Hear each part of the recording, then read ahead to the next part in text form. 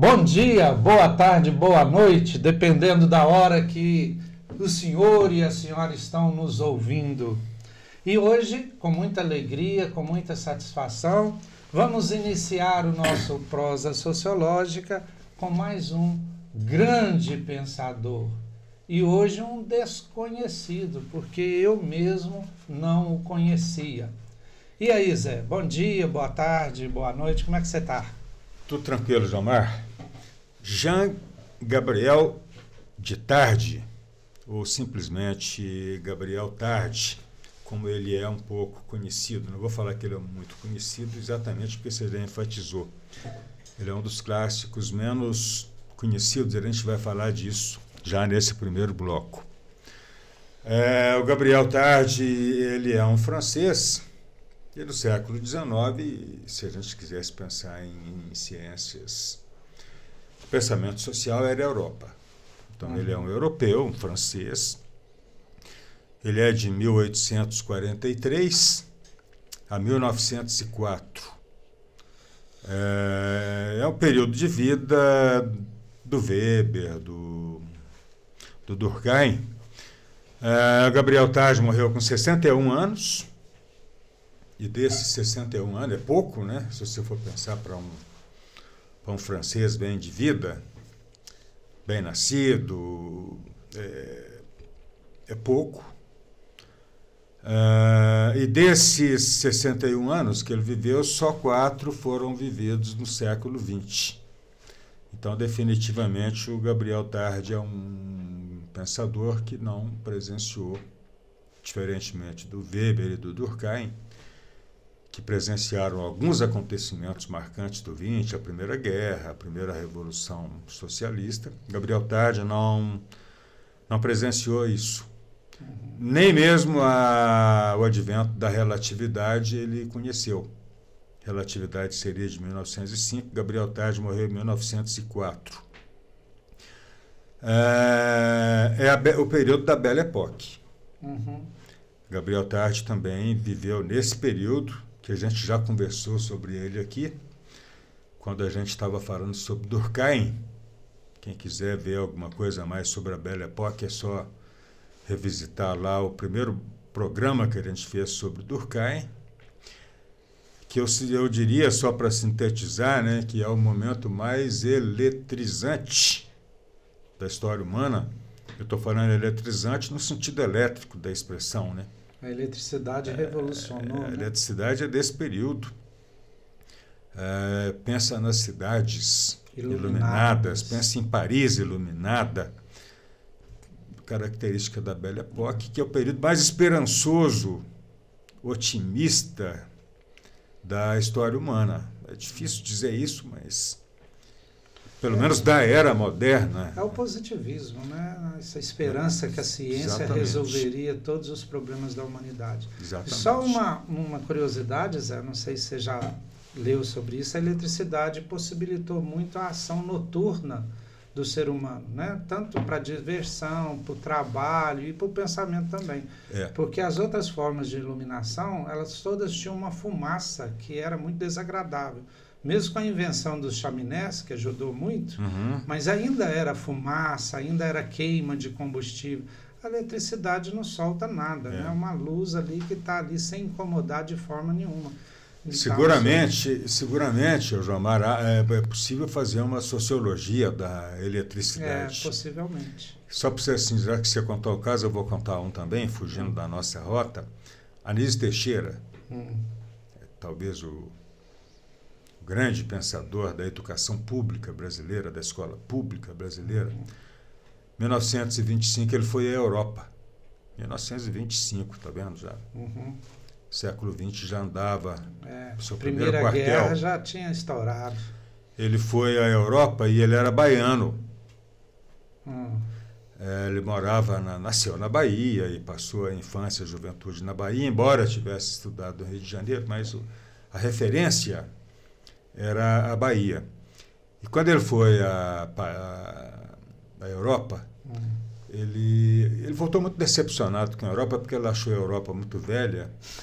E ele fala que só viu 2 novidades. A neve, Aí você imagina, um baiano... Baiano ver neve, ver neve é uma novidade, sim. E a segunda novidade foi as luzes da cidade. E aí a gente pensa assim, mas por que chamou atenção as luzes da cidade? Na época o Brasil era escuro.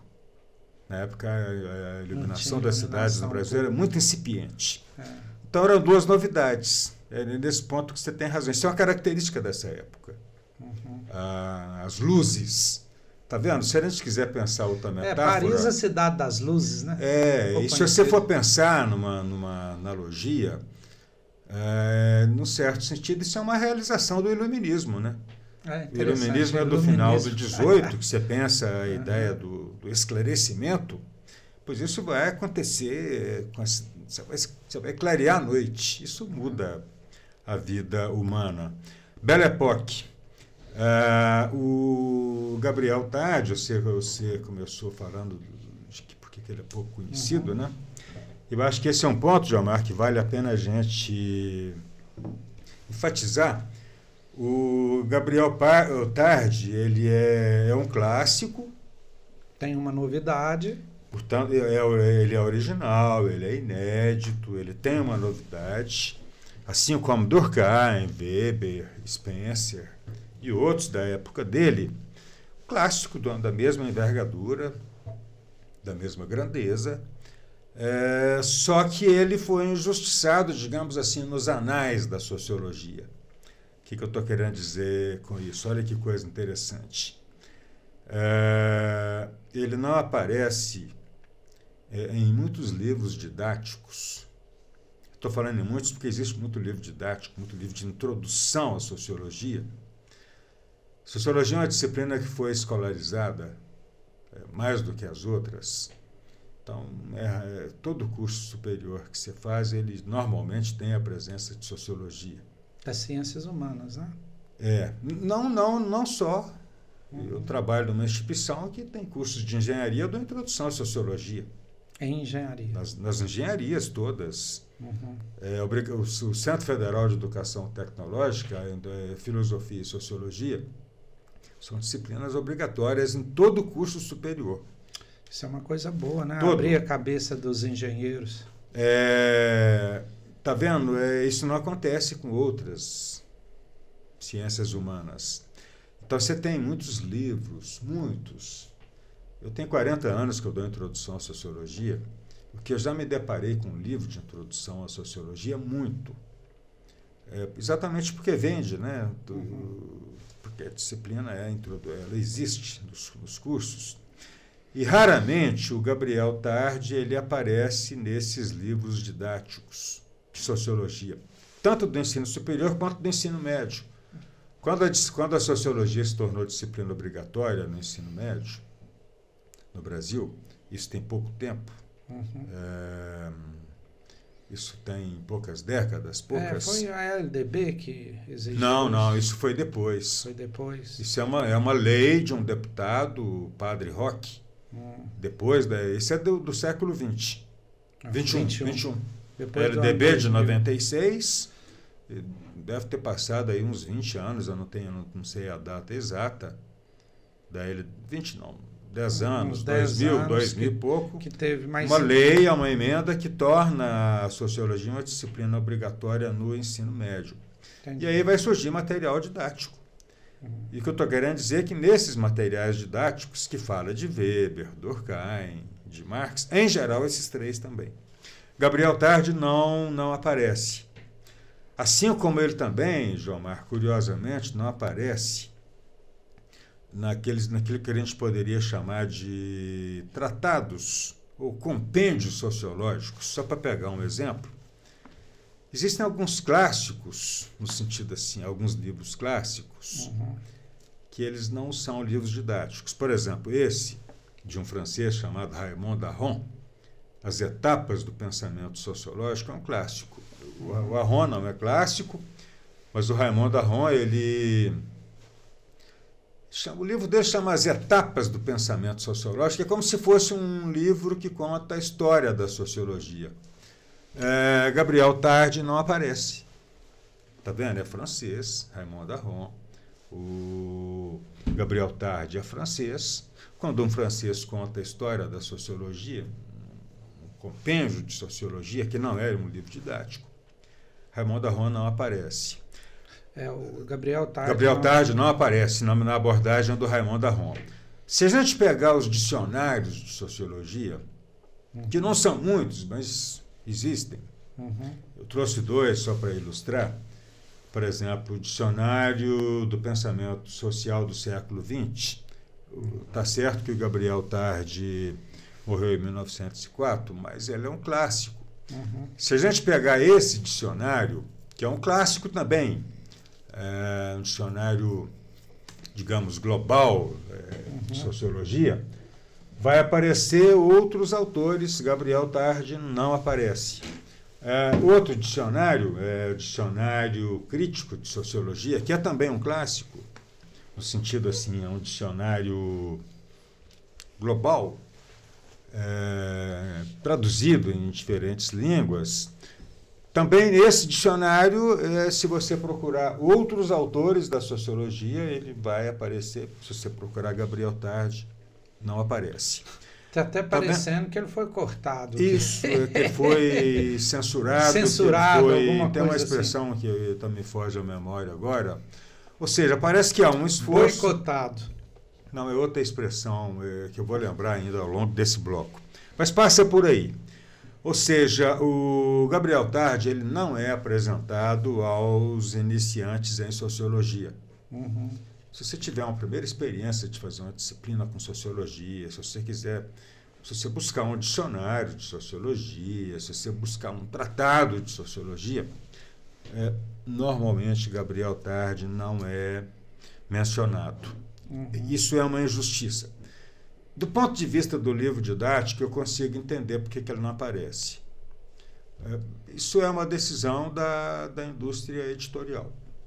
Entende? Você cria certos padrões. Olha, basta falar de Durkheim, Weber e Marx. O resto não é significante. Isso traduz uma ideia de que Gabriel Tarde não é importante. Mas esse mundo é injusto. E essa é mais uma das injustiças que se fizeram. Quem perde com isso é o leitor. Quem perde com isso é aquele que se dedica ao estudo da sociologia. Veja bem, Durkheim é o sociólogo da coerção. Zé, só antes de você fazer esse resumo aí, incluir o Gabriel Tarde, eu só queria aquele momentinho que a gente fala do patrocinador do programa, porque senão o programa passa e eu nem falei o nome dele. Depois eles cortam meu emprego. Corta. O que acontece, gente? Esse programa, né, ele é patrocinado pelo GEC, Grupo Educação, Ética e Cidadania, uma instituição sem fins lucrativos aqui da região centro-oeste de Minas, né, Divinópolis e cidades em volta.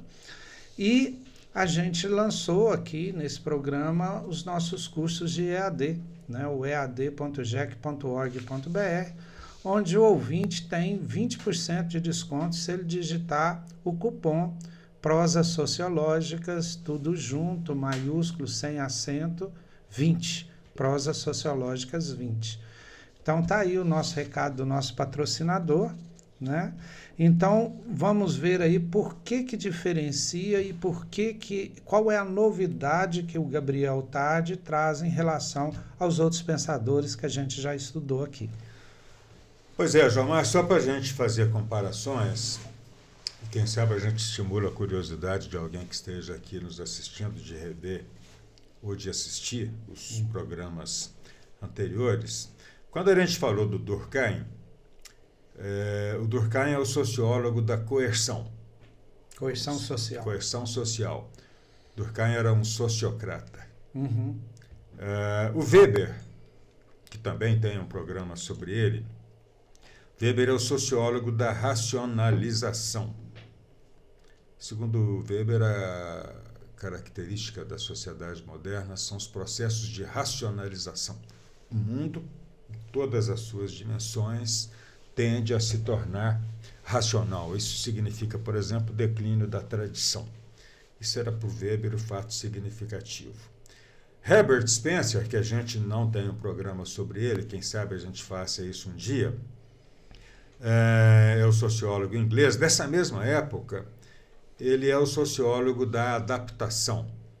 Ele trouxe o darwinismo social, ele foi um praticante do darwinismo social, ou seja, ele trouxe Darwin para sociologia, para explicar a sociedade, adaptou. Gabriel Tarde é o teórico da imitação. Imitação. Tá vendo? Nós temos um sociólogo da coerção, nós temos um sociólogo da racionalização, nós temos um sociólogo da adaptação. São todos clássicos. Isso para citar alguns. Uhum. Cada clássico tem a sua originalidade. Na sua ideia, resume aí, e o Marx é o teórico de quê? Eu vou te apertar. O único problema, Jomar, o Marx ele não é estritamente sociólogo. Ele é economista, filósofo, é o mais largo desses pensadores. Claro que ele tem uma elaboração sociológica, mas a gente podia dizer o seguinte... Do trabalho, talvez? Não, também. Ou da mercadoria. Quer ver, veja bem, o Tocqueville é o sociólogo do povo. Do povo, isso, da Marx, democracia. O Marx é o do trabalhador, tá vendo? Ele traz o trabalho. Mas se a gente for pegar uma expressão equivalente a... Não é equivalente, que a gente possa fazer uma analogia com imitação, racionalização, coerção, Marx seria, digamos, o sociólogo da alienação. Da alienação. Marx seria o sociólogo da exploração. Da mercadoria, talvez. Da mercantilização. Mercantilização do mundo. Embora ele não usasse essa expressão na época, Marx era. No materialismo histórico, talvez. Isso, tá vendo? E o Tocqueville é o sociólogo da Tocqueville. Gabriel Tarde, a gente falou o nome de tanta gente que eu estou confundindo. O Gabriel Tarde é o sociólogo, é o pensador da imitação. Da imitação. Tá vendo? Essa é a originalidade dele, essa é a coisa inédita dele. O que resulta de uma concepção específica de sociedade. Segundo ele, a sociedade é uma organização na qual seus integrantes tendem a se imitar. Tá vendo? A imitação é uma coisa, nós vamos discutir isso nos programas posteriores. Imitação é um acontecimento completamente diferente de coerção. Assim como é diferente de racionalização, assim como é diferente de adaptação. E essa é a originalidade do Gabriel Tarde. Essa é a contribuição que ele tem. E seria interessante, Jomar, porque há uma concepção negativa de imitação, o senso comum tem uma ideia negativa de imitação, nós vamos tratar disso depois, que não é a concepção que o Gabriel Tarde tem de imitação.